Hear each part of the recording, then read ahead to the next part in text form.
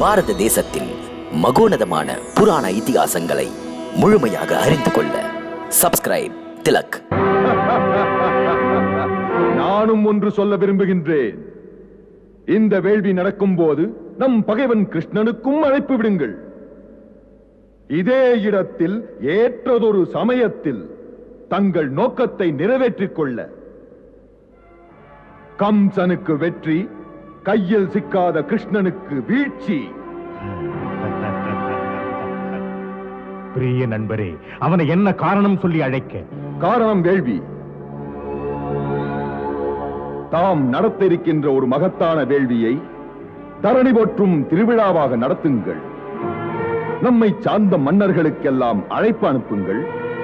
மதுராவின் ஜனங்கள் இந்த மகத்தான வேள்வியை கண்டு பெருமை கொள்வார்கள். அதோடு உங்கள் நாட்டின் வீர விளையாட்டுகளுக்கு முதலிடம் கொடுங்கள். அந்த முறையில் அற்புத திறமைகளை வெளிப்படுத்துவார்கள்.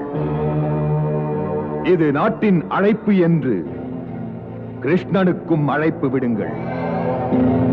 அன்று கோகுல பிள்ளை காளிங்க நாகத்தை அடக்கி அந்த கோவர்தன மலையையே தூக்கி ஊர் மக்களின் பார்வையில் உயர்ந்து போயிருக்கிறான்.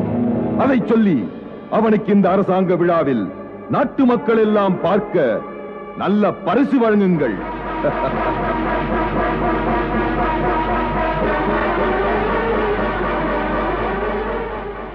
இது இன்றைய தேவை, உடனடி தேவை.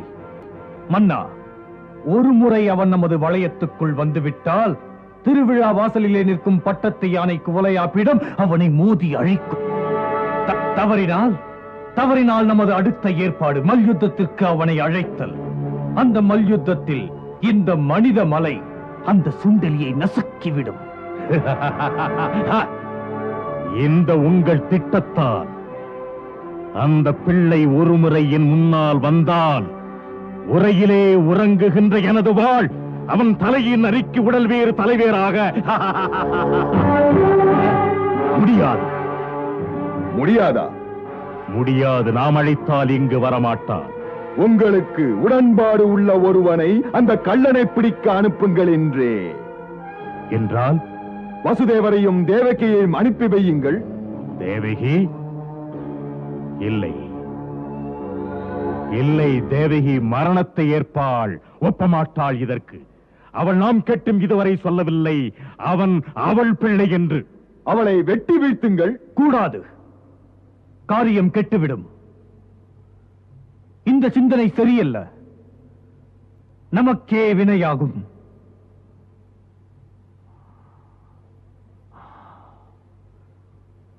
பலமுறை சிந்தித்ததில் ஏற்ற ஒருவர் இருக்கிறார்.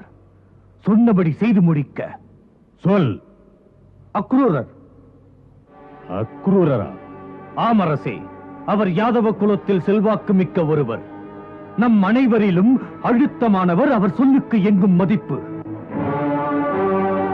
அவர் பொடி வைத்து பேசினார் என்றால் மிக பெரிய பிரச்சனையை சிறிதாக்குவார். அவர் செயல்பட தொடங்கினால் வெற்றி. தனுரா, இது நமக்கு ஒத்து வராது. அவர் சிறந்த ராஜபக்தர். உனக்கு நினைவில்லை? அவர் அன்று நம் அவையில் என் மீது வாளெடுத்து வீசும் அளவிற்கு வந்து விட்டார்.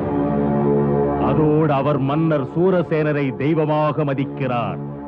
அவர் தெய்வத்திற்கு எப்போதும் எதிராக நடக்க மாட்டார். எந்த முறையிலே யார் எப்படி சொன்னாலும். மன்னவா, யாரையும் விலைக்கு வாங்கலாம். அளவுகள் தான் மாறுபடும். அவரிடம் தேனொழுக பேசினால் பழம் நழுவி பாலில் விழும். அவருக்கு நமது ஆட்சிக்கு உட்பட்ட பகுதியில் ஒன்றை எடுத்து எழுதி கொடுங்கள்.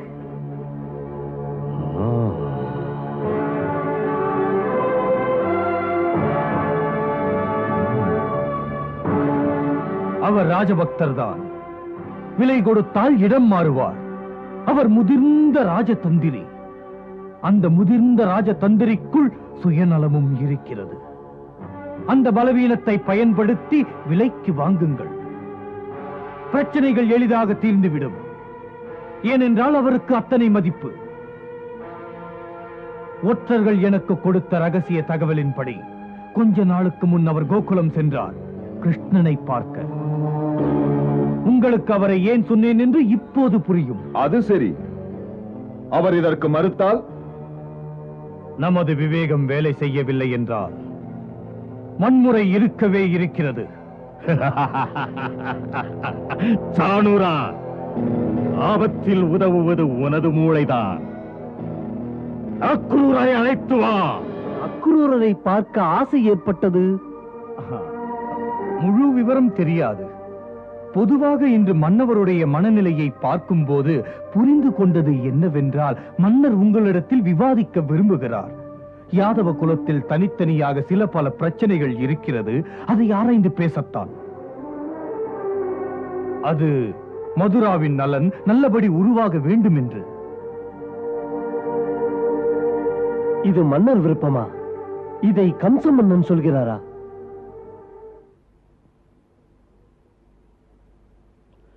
தனிப்பட்ட சில விஷயங்களை மனம் விட்டு பேச வேண்டும். உட்காருங்கள்.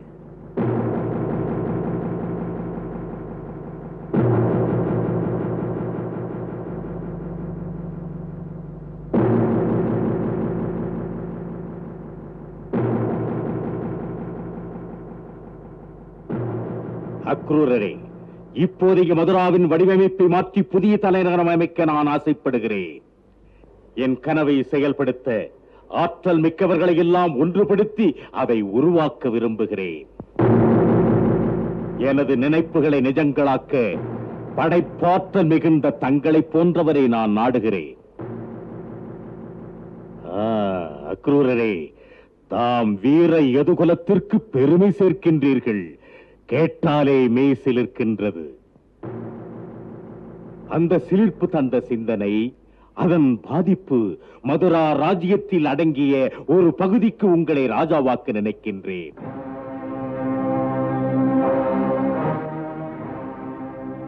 இது குறித்த செய்தியை அடுத்த மாதம் மதுராவில் நடக்க இருக்கின்ற மகத்தான விழாவிலே நானே வெளியிடப் போகிறேன்.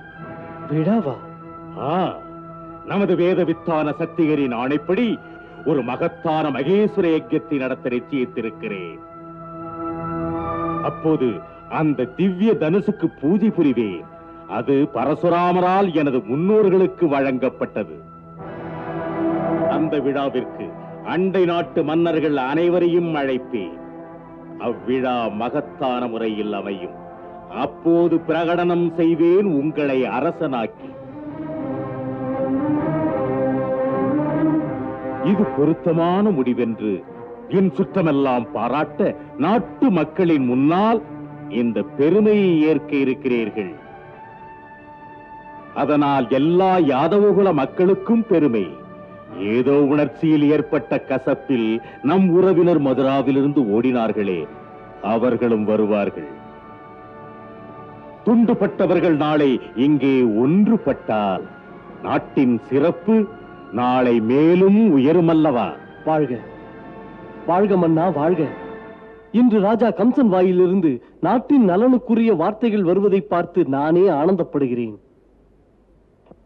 மன்னா, தங்கள் மகத்தான எண்ணப்படி நாமெல்லாம் ஒன்றுபடும் போது ஒரு பொன்னான அரசு இங்கே செயல்படுகிறது. மனிதநேயம் மதிக்கப்படுகிறது. உலகத்துக்கே எடுத்துக்காட்டாக அமைகின்றது. அவ்வாறே அமையப் போகிறது.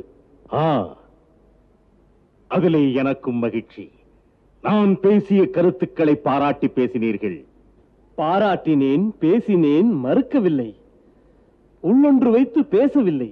போனவர்கள் திரும்பி வருவதற்கு ஒரு புதிய அணுகுமுறை இங்கே உருவாகுமானால் உடைந்த கண்ணாடிகளை ஒட்டி வைத்தது போல் சிதறி கிடந்தவர்கள் சேர்க்கப்படுவார்கள். மனம் விட்டு பேசுகிறேன். உங்களால் நான் பந்தாடப்படுகின்றேன்.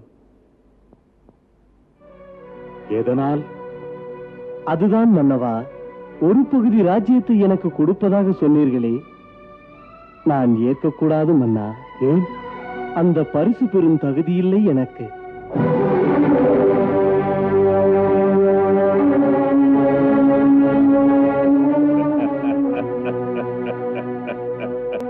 இந்த பணிவு தங்களை இன்னும் உயர்த்துகிறது. பரிசு தங்களை போன்றவர்களுக்கு அளிக்கப்படுவதா இன்னும் பெருமை சேருகிறது. அதற்கு மன்னவா, தாம் என்னை ராஜபக்தன் என்கிறீர்கள். இந்த ராஜபக்தன் என்ற சொல்லுக்கு அர்த்தம் என்ன? யாரை நீதி சாஸ்திரங்கள் அப்படி சொல்கின்றன? யார் உயிர் போகும் வரை தனக்கு ஒரே நாடு ஒரே அரசன் என்று இருக்கின்றானோ அவனைத்தான். எனது இந்த தேகத்தின் மீது ஆணை, மனமறிய சொல்கிறேன், எனக்கு ஒரே அரசர் மகாராஜா சூரசேனர். நான் வாழும் வரை அவரே எனக்கு அரசர். அங்குதான் நான் ஊழியன், அந்த ஊழியம் தான் கடமை. பொன்மொழிகள் விமர்சகர் இதைத்தான் ராஜபக்தி என்பார். பண்பட்ட உங்களுக்கு இது தெரியாதா? மகாராஜா சூரசேனர் அரசியலில் ஒதுங்கி போகிறார். அவரே அவர் மாளிகைக்குள் பாதுகாப்பில் இருக்கிறார். அதற்கு மேலும் சன்னியாசியைப் போல இருக்கிறாரே. அந்த மனிதர் பூஜை புரியவும் நேரம் இல்லாமல் இருக்க எப்படி அவரை நம்பி இந்த ராஜ்யத்தை ஒப்படைக்கிறது ஆட்சி செய்ய? அவருக்காக உழைக்க ஆர்ப்பாட்டமில்லாத ஒருவர், உங்களை போன்ற ஒருவர் தேவைதான்.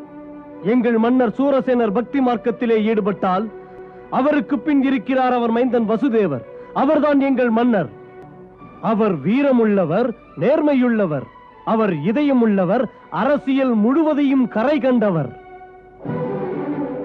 எந்த சந்திப்பை பற்றி தாங்கள் பேசுகிறீர்களோ அப்படி ஒரு சந்திப்பு நிகழுமானால் அது அதிசயம் அல்லவா? தாம் உண்மையாகவே நட்பை விரும்பினால் அதுவே அதிசயம். அன்பரே, அன்பரே, நான் காத்திருக்கிறேன் அவர் நட்புக்காக. இதயபூர்வமாக அவரிடம் எனக்கு பகைமை இல்லை. பெருமைக்கும் உயர்ந்த அரசியலுக்கும் கூட நான் மாற நினைக்கிறேன். மாறுவது மாறுவது மாறுவது என்னையே மாற்றிய கதைதான். என் நெஞ்சத்திலே தீயாக சீறி பாய்ந்து புண்படுத்திக் கொண்டிருக்கிறது. கொல்லாமல் கொன்று குழப்பாமல் எனக்கு அமைதி தந்தால் கம்சன் அவனை நண்பனாக அல்ல, மனமாற அவனை மதுராவின் ராஜகுமாரனாக்குகிறேன். அக்ரூரரே, நேர்மையின் அவதாரமான நீங்கள் அன்பை மதிப்பதானால் இந்த பணிக்கு நீங்கள் தான் சரி. மெல்ல கசப்புணர்வை அகற்றிவிடுங்கள். அதன் பிறகு காரம் குறையும், கசப்பு நீங்கும் உங்களால். உடனே சிறைச்சாலையை திறந்து யுவராஜனாக அமர வைக்கிறேன். அக்ரூரரே, நீங்கள் ஆர்வமாக அந்த காட்சியை பார்க்க விரும்பினால் நல்லதொரு வாய்ப்பு நாளை வராது. அதை நழுவ விட்டு விடாதீர்கள். நீங்கள் சொன்னது தேனும் பாலும் போல் இனிப்பாக இருக்கிறது.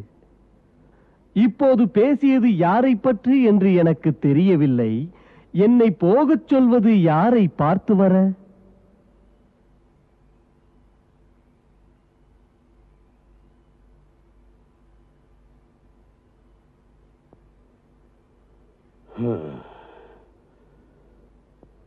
தேவகி வசுதேவரின் 8வது மகன் கிருஷ்ணனை.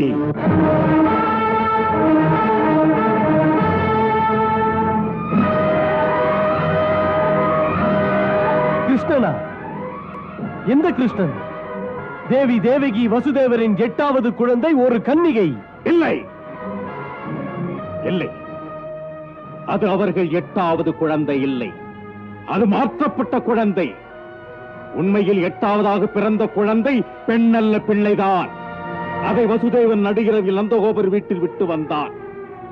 அவன்தான் கிருஷ்ணன். அப்படி என்றால் நிஜமென்று அதை நிரூபிக்க ஆதாரம் என்ன? மகரிஷி நாரதரின் வாக்கு. விதையில்லாமல் ஒரு மரம் முளைக்காது. நான் அறிந்தவரை தேவர்கள் எப்போதும் பொய் சொல்லவே மாட்டார்கள், தெரியும்.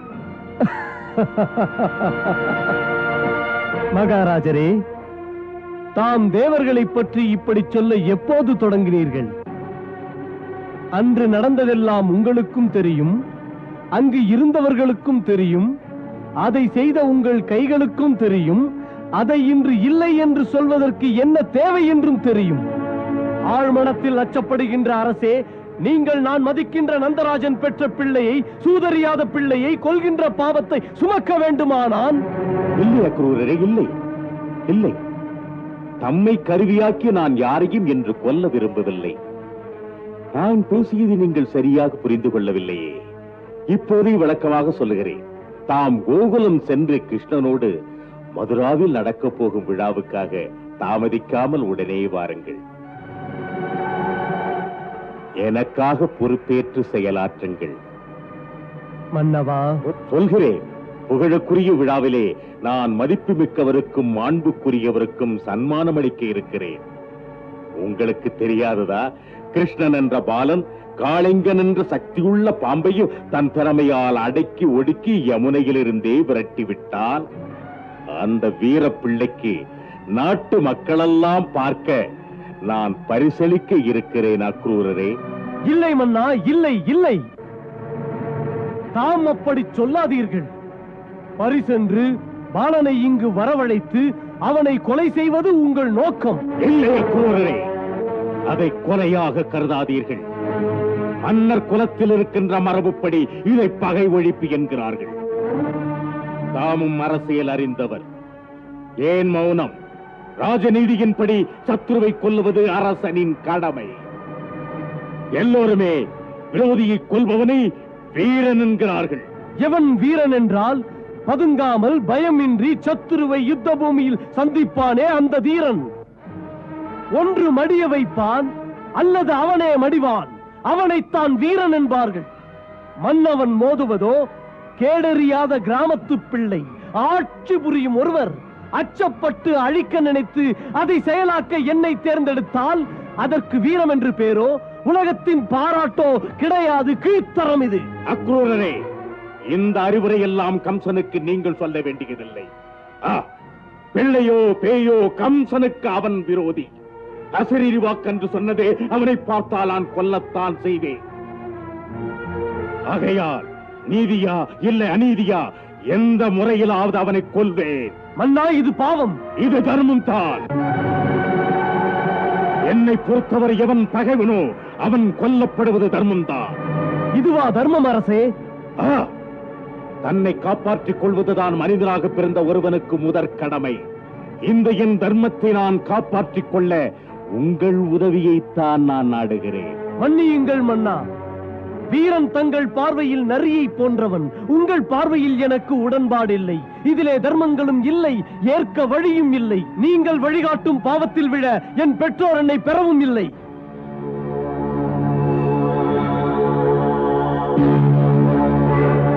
மதுரா மன்னனின் ஆணையை அலட்சியப்படுத்துகிறீர்கள். இதன் முடிவு என்னாகும் தெரியுமா? முடிவுக்கு பயந்தால் மகாராஜனே, எங்கள் யாதவ குலத்தில் பிறக்கும் போதே பாலோடு சேர்த்து வீரத்தையும் புகட்டுவார். ஒரு முறைதான் மரணம் என்பது.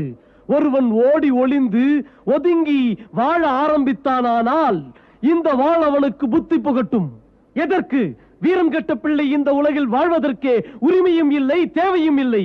தீமை செய்து வாழ மனிதன் பிறக்கவில்லை. என் போன்ற வீரன் கொதிப்பது இயல்பு. உணர்ச்சியின் நரம்பினை முறுக்கி விடுகின்றது. அநீதியாக அந்த பிள்ளைக்கு, நந்தகோப்பரின் புத்திரனுக்கு கொடுங்கோல் ஆட்சியில் அநியாயங்கள் நடந்தால், நடக்க இருந்தால் மகா பாவம் என்று இங்கே நிற்கும் மன்னருக்கு நெஞ்சிலே உறுத்தாது. இன்று தாங்கள் நினைப்பது சரி என்றால், கிருஷ்ணன் தேவகி வசுதேவரின் 8வது பிள்ளை என்றால் என் பொறுப்பு இன்னும் அதிகமாகிறது. எதனால்? அன்புக்குரிய வசுதேவர் எனது தலைவர். என் தலைவரின் மைந்தனுக்கு காவலனாக இருக்கிறது மன்னா எனது கடமை. புறப்படுகிறேன் மன்னவா. வணக்கம்.